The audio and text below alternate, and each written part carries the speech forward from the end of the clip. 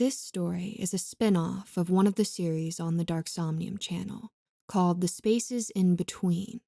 If you would like to hear more about the compendium in this story, or the lore around this literary universe, I'll put a link in the description to the series on the Dark Somnium's channel, as well as links to the author's Reddit page so that you can read more for yourself. But if you don't care about any of that, this story can stand alone as its own contained story. A foreword from the compendium owner and explorer, Madame Nell Lockwood. This particular entry comes to us from the far reaches of the United Kingdom's borders. It is one that I present to you with a degree of apprehension and concern. I use the word apprehension because acknowledging such a creature poses great risks to so many of you who were blissfully unaware of it before. It's sort of a you are blessed with sin form of situation. I am but one woman. I cannot tend to every problem, though I have sought many ways to clone myself, all unsuccessful.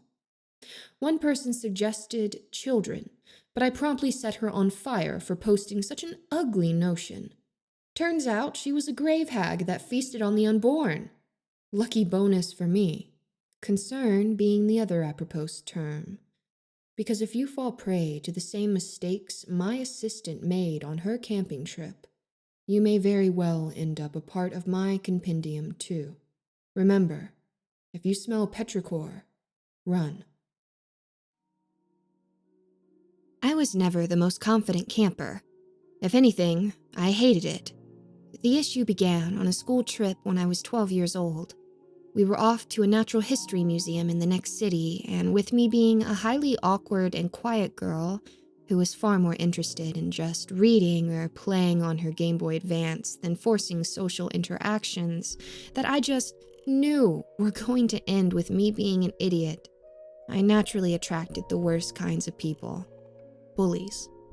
Most people were indifferent to me, happy to sit next to me if asked by a teacher or work with me on a project, but nobody went out of their way to spend long periods of time with me, and a handful dedicated their time with me solely to tormenting me. Chief inquisitor of that torment was one Martin Wilson, an unassuming bully physically with a short, skinny, fat frame and a pair of glasses. But he was witty, and he knew what to say that got in between the ribs and stabbed the vulnerable parts. In essence, an insidious bully that would make sure a girl like me, already petrified of talking when I didn't need to, felt constricted by his taunts about my interests, appearances, or mannerisms. When we began walking around the museum, we were assigned a buddy by our teacher to ensure that everyone was accountable and safe while we explored. I was lucky that my buddy was the other weird girl in class, Martha. She was a newer student, and instead of being petrified by socializing, she relished in it.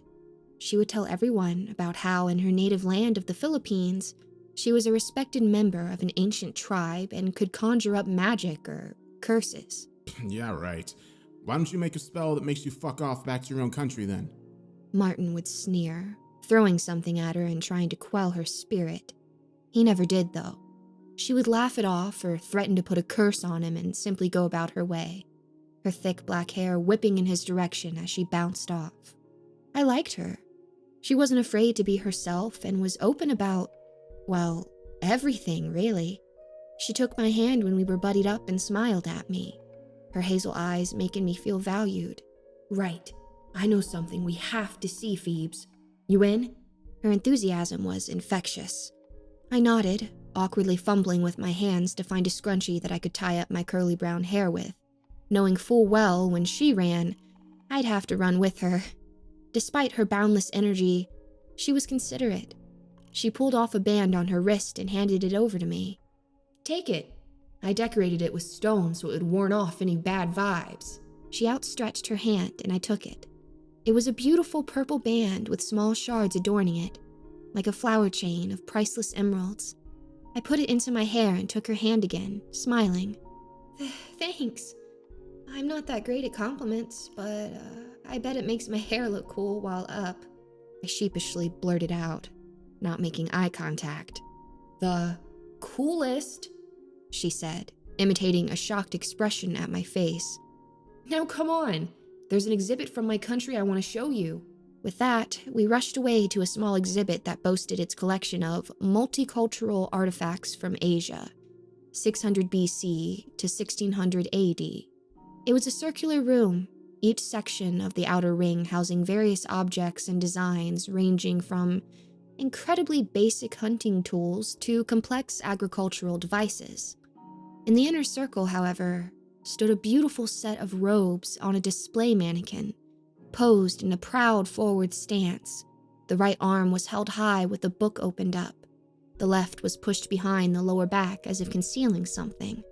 Instead of an outer casing, however, there was instead a marble black coffin of sorts. It gave me the creeps even from a distant glance. That was compounded by the fear of seeing Martha make a beeline for it without any hesitation. Martha, what are you? I walked forward gingerly as she began to lean in and stare at the robes, the skeleton, and eventually the book. "This is it, Phoebe. This is the book." She sounded excited and frightened all at once, her hands gently caressing the edges of its spine. "I don't know if they aren't aware that it's a fake or if it is just a convincing fake, but this is my grandma's book." "How do you know? We've never been here before," I whispered, curiosity pushing me out of my shell ever so slightly. I got a feeling. I can't really explain it, but my mom once said... The lights went out. We were engulfed in pitch blackness as I heard Martha gasp. Not wanting to scream or cause a panic, I put my backpack down and tried to find my Game Boy, hoping the backlight would at least provide some brightness. With luck, I wrapped my hands around its worn, sticker-adorned frame and turned it on. The light came on, illuminating the terrifying grin of Martin and his cronies, the latter walking past and grabbing Martha, pulling her away from the exhibit and out of sight. What the fuck, you guys? Let me go! Let me go! I heard a single thump and the room fell uncomfortably silent. Martin looked over at them and back at me, grinning wider. You really are a weird bitch, you know that? We always wondered why you didn't talk to anyone, but now you're suddenly friends with this gook? Well then, I guess you don't need your video games anymore, do you? In one motion, he grabbed the console, shoving me back into the coffin and smashing it in front of me. I watched the title screen for Minish Cap flicker and die. I cannot begin to tell you how much that moment hurt me as a child.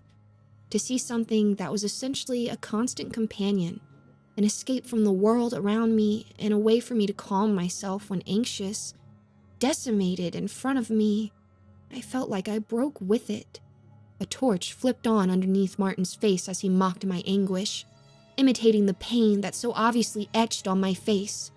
My eyes began filling with tears, but before I could even retaliate, Martin motioned to his friends and I felt the stomach-wrenching sound of wood being dragged along the floor. They were shutting the lid on me. The last thing I saw was Martin waving eagerly to me as the last bit of light was cut out of my sight and I was plunged into darkness. My back firmly dug into the hip bones of this mannequin and my nose crunched against the ancient wood, the creaking of it filling my ears and my own bones threatening to respond in kind as they immediately began aching from the pain of being enclosed in such a small space. Out of the darkness, though, came a guttural sound.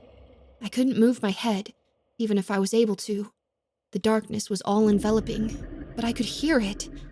I thought it was the wood. I thought the box was simply settling, but it wasn't. This thing had a voice, and it was angry. I kicked the bottom of the coffin with all my might and screamed until the teacher came along a few minutes later to free me. The room was in disarray as the staff separated the other students.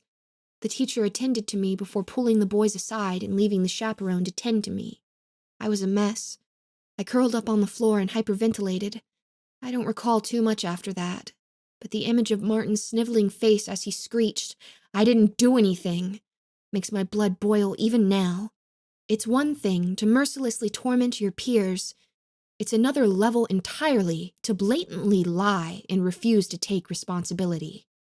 The last thing I remembered was Martha sitting up, an ice pack on her swollen eye and tears streaming down her face. I could smell something in the air, like the smell of dust after rain. As my eyes began to blur over and my breathing refused to settle, I could only hear the sound of that croaking engulfing my eardrums as everything but Martha faded from view. What I saw was burned into my mind from that day forward. Her hands were holding the book, strewn with mud, and her face was like thunder as she stared at the coffin behind me. It would be the second to last time anyone ever dared to cross Martha Williams. 9 years, a new school, and significant amount of hush money from the school, and hundreds of hours of therapy later, I was now a young researcher at Oxford University, with hopes of someday becoming a curator of ancient artifacts. In spite of the experience I had, I held no issues towards the artifacts themselves, but rather the people that surrounded them. Martin never came back to school, and neither did the boys he hung around with. Martha and I stayed in touch. She did her best to put on a brave face, and her quirky personality never waned throughout it all, though I'm sure she had her dark moments. I never asked her what happened, partly because I didn't want to, but also because I feared it would push us apart. This fear was eventually assuaged when she fulfilled a promise to stay close and ultimately went to the same university as me. I grew up and began to learn the ropes of socializing a little bit better, but as a result of what happened, I was terrified of enclosed spaces, and this could sometimes even be extended to bathrooms, dig sites, or elevators. It was embarrassing when it happened, but there wasn't much I could do about it, beyond utilize my breathing exercise and hold on to my replacement Game Boy, which had become a wonderful coping mechanism. For some reason, the shape, feel, and sound of it whirring up set me at ease. If Martha still felt bitterness from the incident, she never showed it directly, instead opting to use her unusual personality to her advantage as a quirky trait to hook up with guys and girls that showed interest. She was a radiant and beautiful woman that, in spite of her highly specialized degree, was an alternative woman to the core. I admired it as an adolescent, and I admired it even more now. Sometime into my second year, however, things changed. She became more reclusive, spent all of her time in her dorm room in the block opposite mine. Occasionally, I'd catch her staring absent-minded out of her window. I'd offer a friendly wave, and she'd look away, ashamed, before hastily closing the curtains. Right before the summer break, I got a knock at the door. It was Martha. She was dirty and wide-eyed, but practically bouncing for joy. "Phoebes, I have an idea. Let's take a road trip." She jingled the keys to her hatchback and made a convincing sound while staring at me. "Martha, we have our finals in 2 weeks. Are you sure this is the right time? I've still got the final touches to my project, and I don't even know if—" I stopped. Martha was still staring at me, smiling, keys now static and in place. There was a long pause, Martha's black matted hair falling around her face as her eye began to twitch. Her smile returned into a closed grin, and she put her hand on my shoulder. "Phoebe, I need you to come along. This is important to me, and in time, I promise it will be important to you. But you need to trust me, okay?" There was something in her voice. I couldn't figure out what it was, but maybe desperate is the closest word I could come up with. Against my better judgment, I agreed, and we packed up some things before setting off. It was a long drive. Our conversations were sparse, but the usual enjoyable content. We talked about people we liked, games we'd played recently, and bands we enjoyed. But as we got closer, the conversation tapered off, and Martha began to simply stare ahead, focused on the road as it rapidly turned into an off-road trail. Some hours later, the beautiful woods of Yorkshire Dales National Park came into view, engulfing almost all light as we parked up. A sign hung above the makeshift car park. "Campsite, 800 yards south. Mind the trail." We got out of the car and began taking our equipment down the long dirt trail, midges and nettles catching my exposed shins as I went. I felt unsteady on my feet as it was, looking towards Martha for guidance, who seemed to instinctively know the way. Her pace was brisk and determined. How did you even swing this? I asked her, half impressed and half bewildered. Not far now. Come on, we'll talk when everything is settled, she replied, not even looking back. Her tent equipment effortlessly slung over one shoulder and her free arm clutching something out of my view. A few minutes later, and we approached the clearing. A small stone pit sat in the center, fire unlit, and a few seats cut out of logs surrounding it.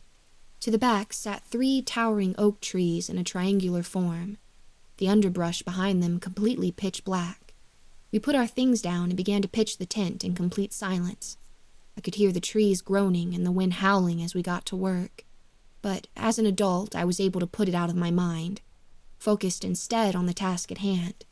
Martha appearing to do the same, almost robotic in nature as she set up the tent and nailed the pegs into the ground with almost too much force. When we were about done and the fire was stoked, we sat back and I looked up at the stars, taking in the beauty of the night sky and reminding myself that in spite of being 10 miles into a huge forest, I was still in an open space. Not long now. We'll be here soon. I looked down and stared at Martha. She was holding a book in her hands and leaning forward, clutching it to her chest as she stared at the opening we came from earlier. Huh? Who's they? What do you mean? I asked, my concern beginning to rise now I had to deal with strangers in an unfamiliar state. Surely Martha wouldn't be so inconsiderate. She looked at me, her eyes a mixture of complete focus and abject sadness. When they get here, say nothing and do nothing. But when the smell hits you, I want you to get into the tent and stay there. Do you understand? Martha, you're scaring me, I began, my hands beginning to pick at the skin of my fingers out of nervousness. Do you understand, Phoebe? Do you trust me? I felt a lump in my throat and nodded. A few minutes later, torches shone from the clearing as 4 young men came into view, all around 20 and of slim build. They looked tired and were laughing amongst themselves as the shortest one among them walked forward, wiping his glasses with his shirt and speaking to Martha. Well, damn. If I ever walk a rougher trail than that, it'll be too bloody soon. Thanks for the invite, Martha. Good to know you've managed to push the past aside. I know all those years ago you weren't into me, not to mention that... He looks over at me and stares for a good few minutes before grinning.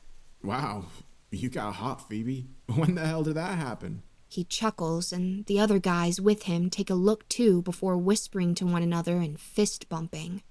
I glare at Martha. She hadn't taken her eyes off of the shortest man, her hand caressing the spine of the book, letting the contents unfurl with a dull thud as the edges of each side clunk with the log she sat upon. No sooner had she done so did the smell of petrichor fill my nose. That earthy scent was overpowering as I grabbed my things and began to walk towards the tent.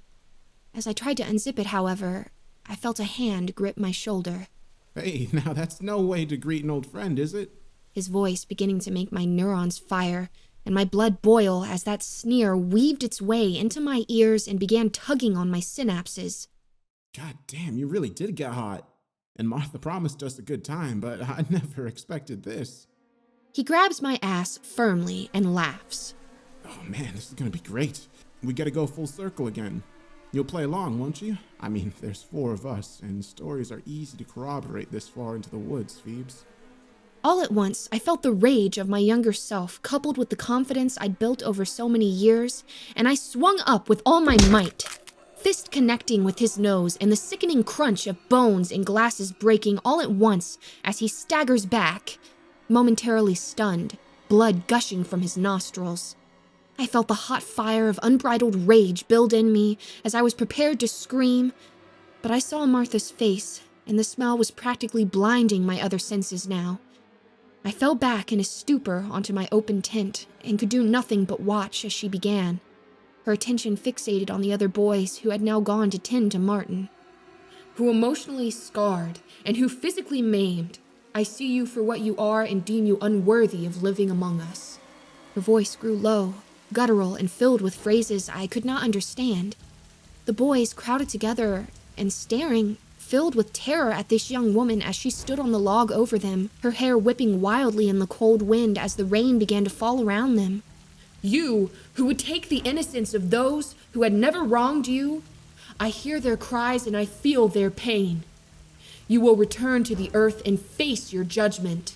The rain began to fall in huge droplets, aggressively hitting the ground around us and turning it to a thick, viscous mud, the once sturdy dirt giving way to a slurry of brown sludge.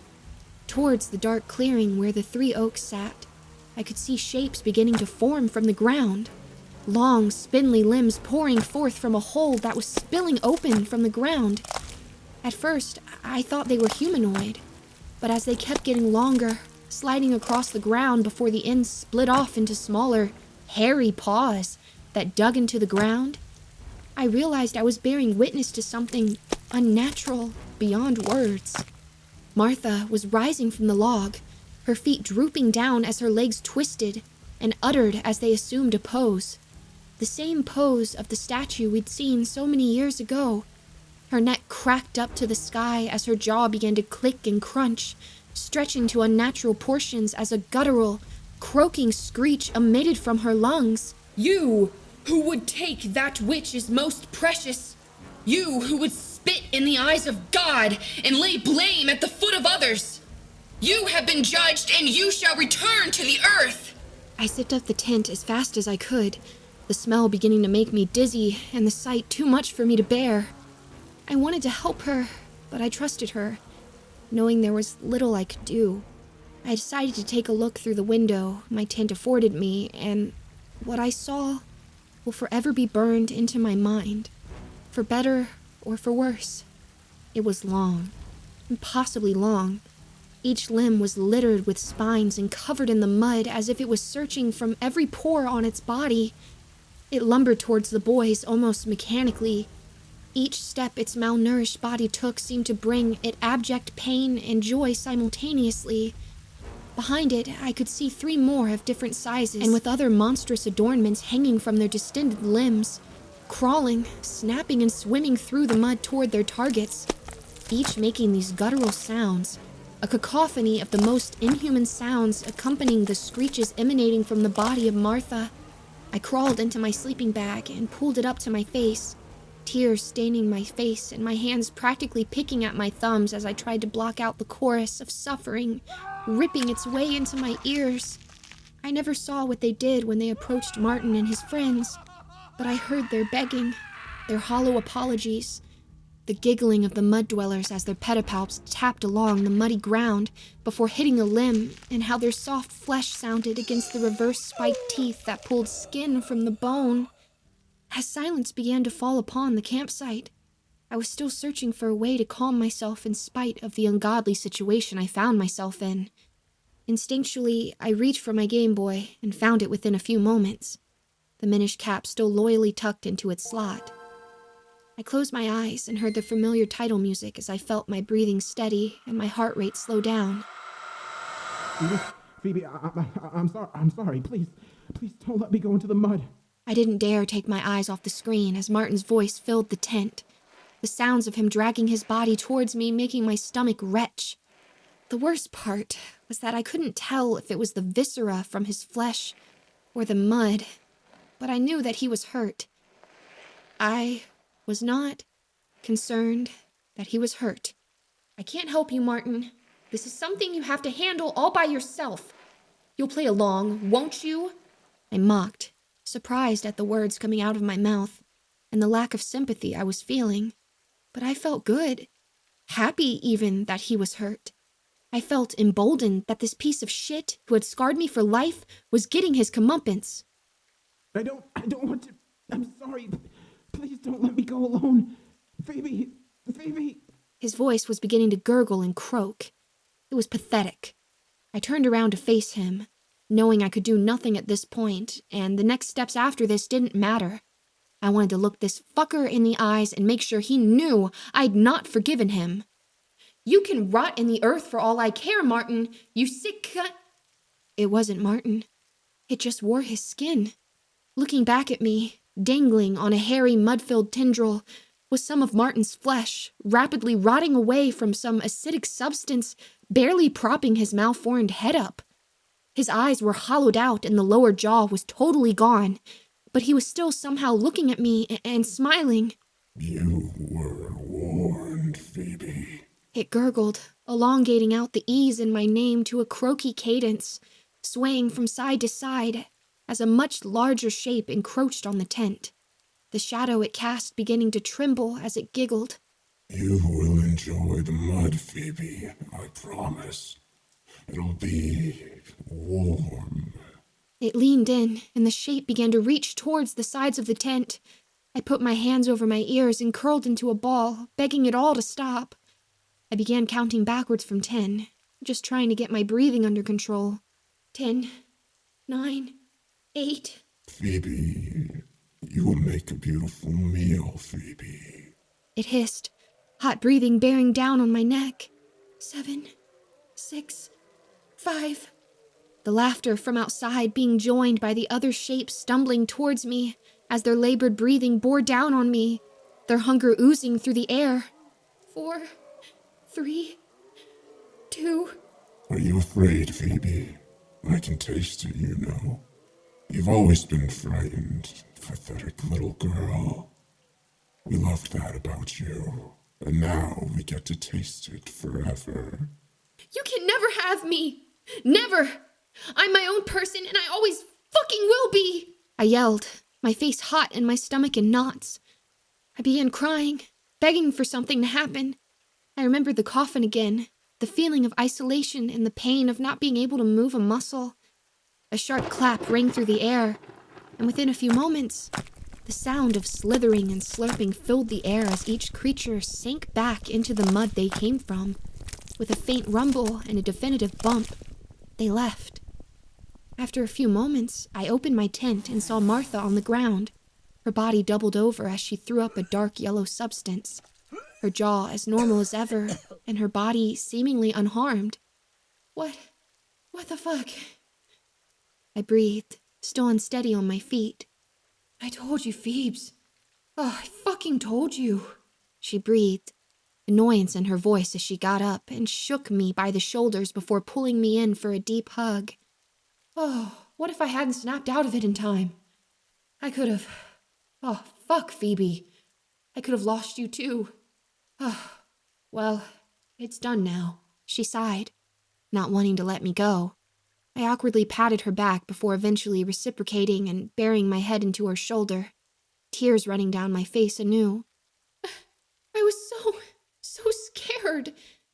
Martha, what was all this? I don't understand, I said, between muffled sobs. She sat me down and put the book away before speaking, a hint of shame in her voice. I wasn't kidding when I said I came from an ancient tribe. I was just so open about everything that people didn't take me seriously. She trailed off, rubbing her shoulder apprehensively. But that book, I was drawn to it. Mama once told me I'd encounter it, and like every priestess before me, it would pull me towards it without fail. Maybe she was counting on me finding it? Why did you invite them? What was that book? I tried to ask sensible questions first, not knowing how we'd even explain where they'd gone. Phoebe, they took something from me that day. Something I could never forgive. Never forget.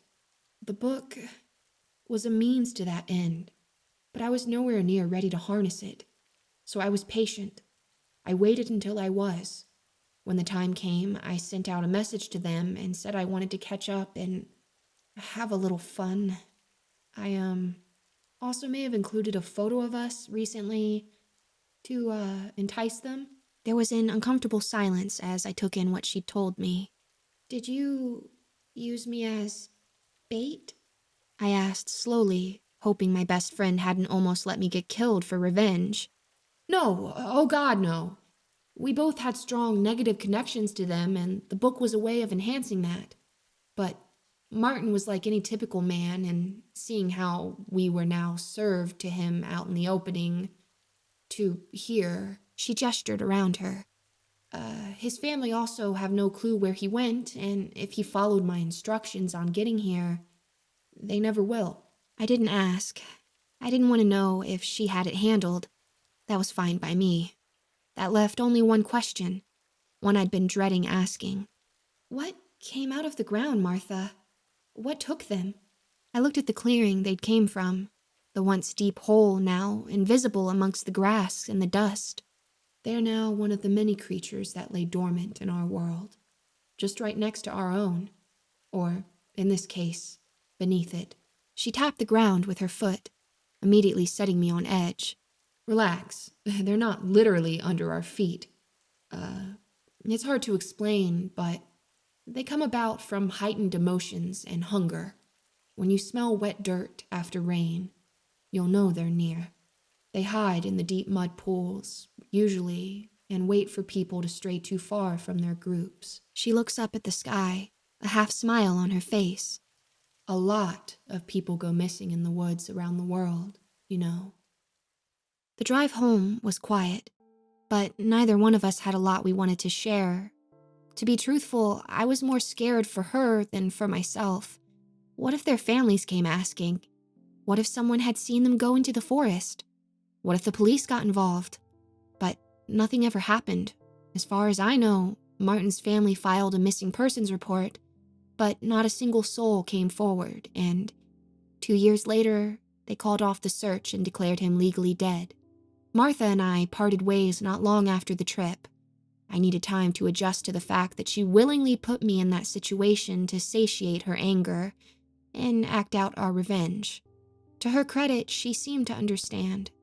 The day I told her I'd be doing my master's at another university under a famed scholar, she told me she understood after a long hug. She pulled away to hand me something. She reached into her pocket and pulled out a scrunchie, the same one with the small bright stones across it from so many years ago. It was worn, but it retained the same beauty it had all those years ago. One day, you'll give this back an even stronger woman than you are now, and we'll go on another adventure together. I promise. She grinned from ear to ear. I smiled and took it, fumbling to put it in my hair as I got ready to leave. Oh, and Phoebe? Yeah? Stay indoors on rainy days. They have your scent now, and they're very, very patient.